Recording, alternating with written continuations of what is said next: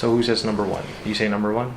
Dino's here today, and we're counting down the 8 things you need to know about Star Wars Episode 8, The Last Jedi.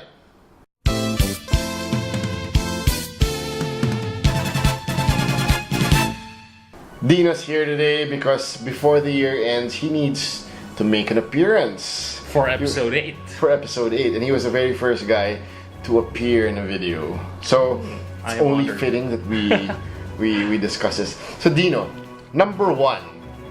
Do we know who Rey's parents are? Actually, we still don't know. Is she a Skywalker, Kenobi? I mean, it's like the stuff of speculation for the last 2 years. Okay. But you know what's interesting? When they interviewed Daisy Ridley, she actually thought that it was obvious in Episode 7 who her parents are. What? Right? But when you watch it over and over again, you still can't tell. I mean, I can't. Can you? So we're gonna relate that to Star Wars Shattered Empire, that's Journey to the Force Awakens. What if Shara Bay is the mom of Poe Dameron. Yes. And there were like forest trees nearby in the comic books. So what if Poe and Rey are related? She can't be Rey Bay. No, we'll just have to wait and see. Indeed. Number 2, correct me if I'm wrong, will we see the start of Episode 8 where we left off? Well, as far as we know, that's what they're saying. The first scene of Episode 8 is right when Episode 7 ends. So that one. That part where we're all waiting for Luke to say something and then it just cuts. That's interesting. Yeah. So since you're more of a Star Wars expert, what's the longest gap? Okay, sorry. The longest gap is Jedi to Force Awakens. 7. Yes. But what was the shortest? The shortest, if you're not counting Rogue One. Okay, let's exclude Rogue One. Yeah, because it's not one of the anthology films. The shortest, I believe, is between Episodes 5 and 6. Empire Strikes Back and Return of the Jedi, because that's around 1 year only, and the rest it's usually 2. Yeah, a bit longer than that. Or maybe 1 and 2 is different. Like Anakin was a kid, and then suddenly he's a because I think that one was man. like 10 years. Okay, and then I think 2 and 3 is 4 years.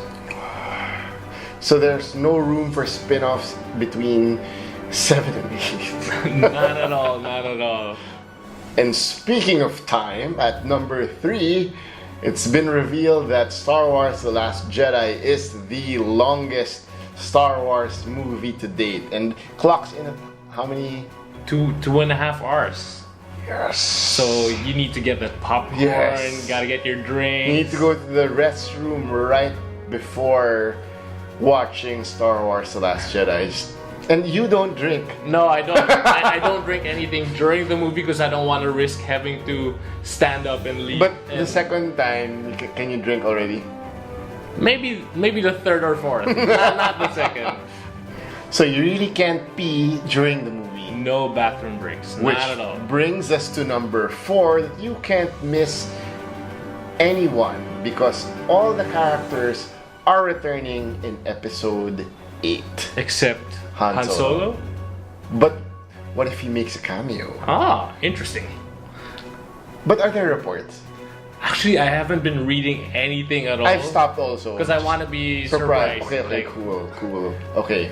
That moment when, oh my god, it's And since all the characters are returning, at number 5, Captain Phasma still lives. Yes, she does. I actually don't know how, because I haven't read any of the comics. So I've been reading the comics, and it was just a quick transition that she blasts her way out of the trash compactor, and there was even this monster or that slug with the same as that in episode? No. Oh, okay. Maybe different, but some sort of monster in the trash compactor. So she, unscathed with her chrome armor, she's still alive. So I'm glad. Hopefully we see more of her in Episode 8 than 7. And if you want to see more of Captain Phasma, the trade paperback of Marvel Comics' Star Wars Captain Phasma which is part of the Journey to the Last Jedi, is now out.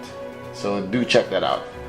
We got a lot of new characters from Episode 7 like Kylo Ren, Rey, Finn, BB-8, Captain Phasma, Supreme Leader Snoke. But just like any other franchise, which brings us to number 6. That we get new characters in Star Wars The Last Jedi. So we get Laura Dern. We get Laura Dern from Jurassic Park. Yes. Dr. Ellie Sattler, if I'm not Sattler, I think. So who's Laura Dern? She's playing Admiral Holdo. Okay. I actually haven't been reading anything about her, but I think she's some sort of rival to General Leia right now. Oh. Or something like that. But is she part of the Resistance? She is, but I guess it's a political thing. Okay. Then we also Star Wars is also about politics. We also get Benicio del Toro, the collector from Marvel's Guardians of the Galaxy Volume 1. Yes. Fun fact, he was originally cast as Darth Maul. Huh? Yeah. Can he do martial arts? Oh, actually, I think Ray Park was supposed to be the stunt double. Because you wouldn't be able to tell since there's a lot of makeup. But he left prior to production because George Lucas cut a lot of the lines. So Ray Park is Darth Maul, but the voice of Darth Maul is played by someone else. Yeah, I know. That part, yeah. Okay. So this is actually like a return or something for Benicio del Toro. And I will have to debate this at the very first Asian character. Female. Was my favorite Jessica Henwick, Jessica Pava from The Force Awakens. If you're wondering, she was an X-Wing pilot when they attacked Starkiller Base. The really pretty X-Wing pilot from The Force Awakens. But we get our first lead Asian female character, and this is Rose, played by Kelly Marie Tran.